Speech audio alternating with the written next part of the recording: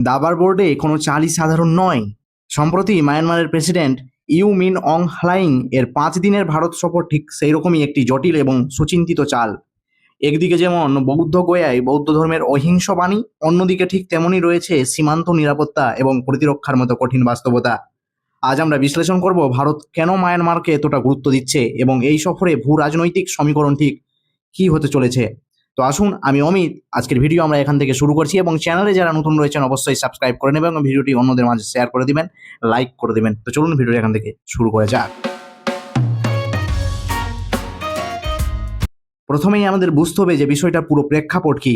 মায়ানমারের সংসদে নির্বাচনের সময় প্রেসিডেন্ট হিসেবে দায়িত্ব গ্রহণের মাত্র 2 মাসের মাথায় হ্লাইং এর এই ভারত সফর প্রমাণ করেছে নেপিদোর কাছে নয়াদিল্লির গুরুত্ব কতটা। কিন্তু ভারতের কাছে মায়ানমার কেন এত গুরুত্বপূর্ণ? উত্তর লুকিয়ে আছে ভারতের উত্তর পূর্বাঞ্চল। ভারত ও মায়ানমারের মধ্যে প্রায় 1643 কিলোমিটারের দীর্ঘ এবং দুর্গম সীমান্ত রয়েছে। ভারতের অরুণাচল প্রদেশ, নাগাল্যান্ড, মণিপুর এবং মিজোরাম এই 4টি রাজ্যের শান্তি ও নিরাপত্তা অনেকাংশেই নির্ভর করে মায়ানমারের অভ্যন্তরীণ স্থিতিশীলতার ওপর। উত্তর পূর্ব ভারতের বিভিন্ন বিদ্রোহী গোষ্ঠীর প্রায়শই মায়ানমারের জঙ্গলে আশ্রয় নেয়। তাই ভারতের অভ্যন্তরীণ নিরাপত্তার স্বার্থেই মায়ানমার সরকারের সাথে, বিশেষ করে তাদের সামরিক শক্তির সাথে সুসম্পর্ক বজায় রাখা ভারতের জন্য কোনো অপশন নয়, বরং এক প্রকার বাধ্যবাধকতা। দ্বিতীয় এবং সবচেয়ে বড় কারণ হলো চীন। মায়ানমারের ওপর চীনের বিশাল অর্থনৈতিক ও সামরিক প্রভাব রয়েছে। চীন তাদের বেল্ট অ্যান্ড রোড ইনিশিয়েটিভের মাধ্যমে মায়ানমারের গভীর সমুদ্র বন্দর এবং করিডোর নির্মাণ করছে, যা বঙ্গোপসাগরে ভারতের জন্য সরাসরি একটা হুমকি স্বরূপ।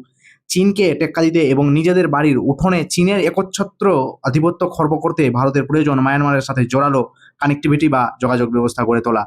আর এখানেই আসে Kaladan multimodal transit transport project এবং ইন্ডিয়া মায়ানমার থাইল্যান্ড ট্রাইলেটারাল হাইওয়ের কথা। ভারতের অ্যাক্ট ইস্ট পলিসির মূল প্রবেশদ্বারই হলো মায়ানমার। এই প্রজেক্টগুলো সফল হলে কলকাতা থেকে সমুদ্রপথে মায়ানমারের হয়ে খুব সহজেই ভারতের উত্তর পূর্বাঞ্চলে পণ্য পরিবহন করা সহজ হবে, যা চিকেন নেক্স এর ওপর ভারতের নির্ভরতা কমবে। কূটনীতিতে শুধু অর্থনীতি আর অস্ত্রই শেষ কথা নয়, প্রয়োজন হয় সফট পাওয়ার বা নরম শক্তির। প্রেসিডেন্ট হ্লাইং এর বৌদ্ধ গয়ার সফর এবং মহাবোধি মন্দির প্রার্থনা সেই সফট পাওয়ারের দারুণ প্রয়োগ। ভারত অত্যন্ত সচেতনভাবে তাদের বৌদ্ধ ঐতিহ্য বা বুদ্ধিস্ট হেরিটেজকে কাজে লাগিয়ে মায়ানমারের সাথে এক ঐতিহাসিক ও সভ্যতাগত আত্মিক সম্পর্ক গড়ে তুলতে চাইছে। সবশেষে এটাই বলা যায় যে মায়ানমারের প্রেসিডেন্টের এই ভারত সফর শুধুমাত্র একটি সৌজন্যমূলক সাক্ষাৎ নয়, এটি ভারতের রিয়েল পলিটিক বা বাস্তববাদী কূটনীতি এবং নিখুঁত উদাহরণ। গণতান্ত্রিক আদর্শ এবং কৌশলগত স্বার্থ, এই দুইয়ের মধ্যে ভারতের ভারসাম্য বজায় রেখে ভারত প্রমাণ করেছে যে জাতীয় নিরাপত্তা এবং আঞ্চলিক ভূ রাজনীতিতে আবেগের চেয়ে কৌশলই শেষ কথা বলে। 1 জুন প্রধানমন্ত্রী নরেন্দ্র মোদী এবং প্রেসিডেন্ট হ্লাইং এর বৈঠক আগামী দিনে দক্ষিণ পূর্ব এশিয়ায় ভূ রাজনৈতিক মানচিত্রে নতুন কি পরিবর্তন আনে, সেদিকেই নজর থাকবে গোটা বিশ্বের। তবে আপনাদের কি মতামত কমেন্ট বক্সে অবশ্যই জানাবেন ভারত এবং মায়ানমার সম্পর্কে। এবং এমন নিত্য নতুন জিও পলিটিক্সের ভিডিও পেতে চ্যানেলটিকে সাবস্ক্রাইব করে রাখুন, চ্যানেলটির পাশে থাকুন। ততক্ষণের জন্য সকলকে ধন্যবাদ। জয় হিন্দ, জয় ভারত।